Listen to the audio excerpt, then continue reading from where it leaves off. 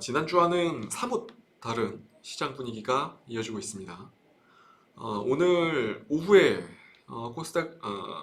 코스닥을 중심으로 해서 좀 이렇게 반등을 하기는 했는데, 사실 10월부터 이어진 2차 전지랑 오락 관련주들이 지금 조정에, 월화 상당히 좀 강한 조정에 들어갔었고, 오랜 기간 또 쉬고 있었던 반도체 초대형주들이 삼성전자를 필두로 해서 월요일부터 움직임이 나왔죠. 그렇다 보니까 상당히 좀 대응하기 어려운 그런 한 주가 되고 있지 않나 싶습니다. 물론 이렇게 대세 상승을 좀 보여주고 있었던 2차 전지 쪽, LNF라든지 뭐 SKC, 그리고 에코프로비엠, 그리고 게임 쪽, 이 외에도 게임이라든지 미디어 컨텐츠의 중심에 있었던 종목들이 저는 개인적으로 이번 견조한 조정 파동 이후에 다시 코스닥을 이끌어 갈 걸로 좀 보여지고요. 오늘을 기점으로 일단은 단기 차익 실현 성격의 매물들은 좀 나올 만큼 나온 걸로 좀 보여지기 때문에 크게 걱정은 안 하셔도 될 것 같습니다. 물론 대표적인 종목군들이 뭐 바로 이렇게 반등을 시도하는 거는 조금은 어려울 수 있어 보이는데, 충분한 기간 조정을 거치고 나서는 다시 또 추가적인 파동, 상승 파동에 대한 기대감은 충분히 있어 보입니다. 그리고 중요한 거는 이 조정 파동 시기와 맞물려서 시장에서 움직일 만한 대형 테마가 하나가 있죠. 바로 5년마다 한 번씩 가장 큰 테마 성격의 거래 대금이 몰린다는 대선 관련주입니다. 이미 올해 초부터 여야 대선 후보가 사실 어느 정도는 확정적이었기 때문에 인맥주들은 이미 올해 초부터 상당히 활발한 움직임이 있어 왔고요.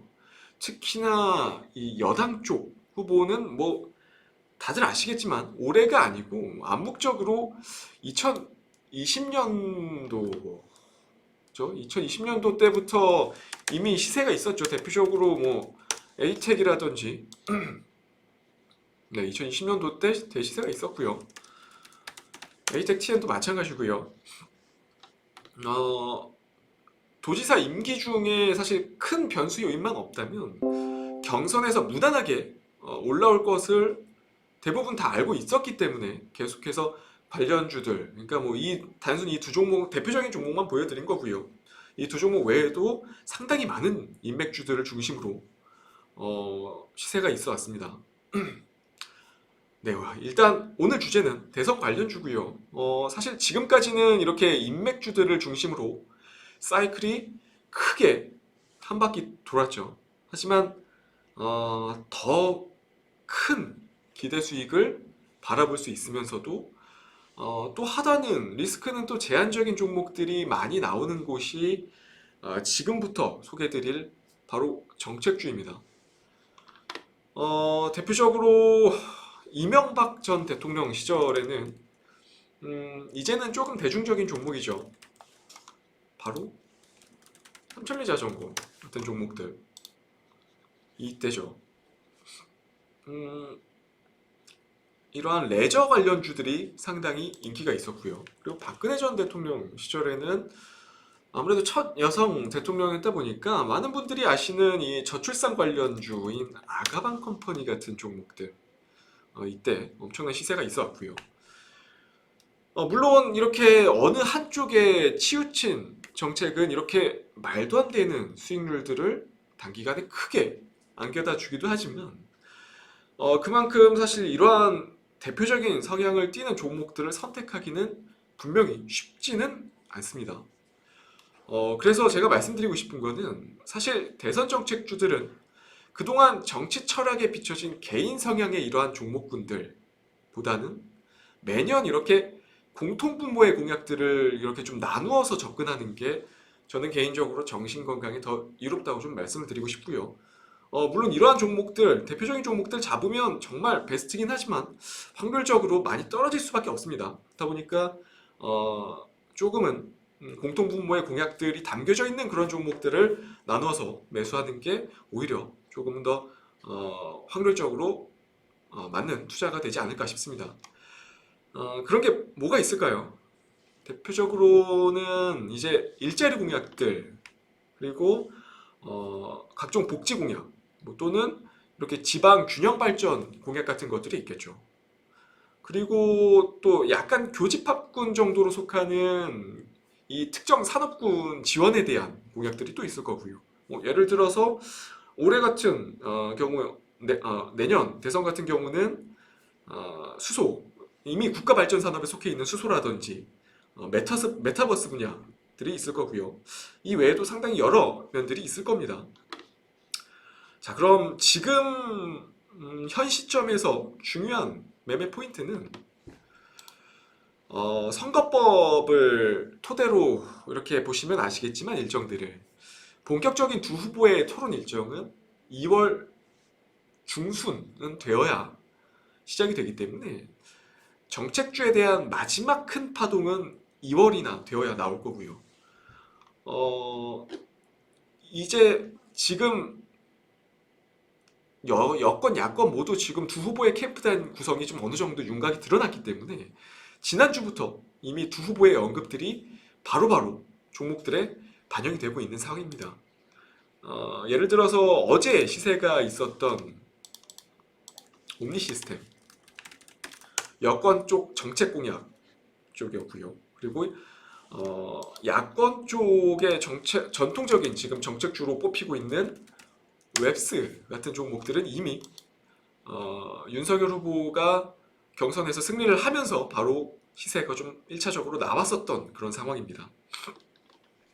그만큼 이렇게 이 대선 정책에 대한 관심도가 지금 시장에서 상당히 많이 집중되고 있고 지금 미디어 컨텐츠라든지 게임주들이라든지 이런 부분들이 좀 쉬어가고 있는 타이밍을 노려서 이렇게 1차, 2차 파동을 재차 좀 만들어가고 있는 그런 상황으로 해석을 해볼 수 있을 것 같습니다. 우선은 지금 아까도 제가 말씀드렸듯이 지금은 약간 여권 쪽 그리고 야권 양쪽에서 모두 가지고 나올 법한 공약들, 대표적으로 일자리 공약주로 꼽히는 원래 전통주 성격을 지니고 있었던 게 윌비스죠. 윌비스인데 저는 개인적으로 이번에 기술적으로 많이 윌비스 같은 경우 기술적으로 좀 많이 망가져 있는 그런 상황이다 보니까 크게 추세를 이렇게 반전시키는 움직임은 나오기 힘들 걸로 좀 보여지고요. 저는 이번 일자리 공약 관련해서 대표적인 성격의 종목은 IB 김영이 가져올 것 같습니다. 그렇기 때문에 저는 아직은 이 파동에서 끝나지 않았다고 좀 말씀을 드리고 싶고요. 이번 대선 공약의 일자리 쪽 토픽은 저는 IB 김영을 생각을 하고 있습니다. 이미 또 갭 상승 부분에 대한 기술적으로도 갭 상승 부분에 대한 부분들이 다 메워진 상황이다 보니까 기술적으로도 접근하기 나쁘지 않은 그런 위치로 좀 보여지고요.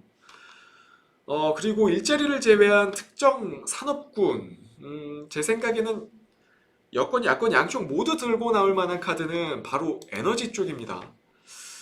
지금 결국 여권에서는 이렇게 신재생 에너지 쪽을 밀고 있는 상황이고 야권에서는 탈원전의 폐지에 대한 부분을 공약으로 해서 그림을 잡아오고 있는 상황이죠.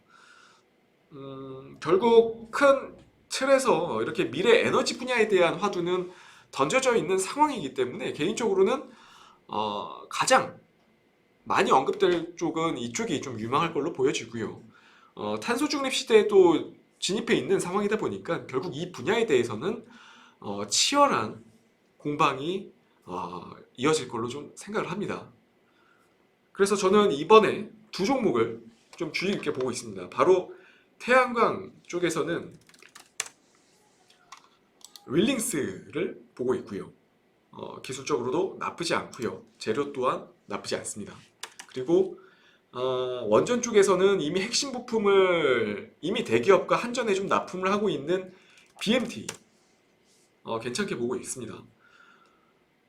사실 BMT 같은 경우는 이렇게 반도체나 LNG 그리고 수소 제품에 대한 캐파 증설에도 좀 계속해서 좀 나서고 있는 그런 상황이니만큼 엮일 만한 곳이 꽤나 많은 종목 중 하나입니다. 그렇기 때문에 지금 시점에서 접근하는 거는 크게 부담스럽지 않은 그런 위치라고 좀 말씀드리고 싶습니다. 지금 뭐 사실 오늘 이렇게 준비한 내용 외에도 조금 더 깊이 들어가면 괜찮은 정책군에 속하는 종목군들이 더 많이 있습니다. 이 부분은 제가 다시 한번 정책주 파트 2를 통해서 여러분들께 다시 한번 좀 안내를 해드리는 시간을 갖도록 하겠습니다. 네, 오늘은 여기까지 좀 정리를 하고요. 저는 또 다음 이 시간에 찾아뵙도록 하겠습니다. 시청해주셔서 감사합니다.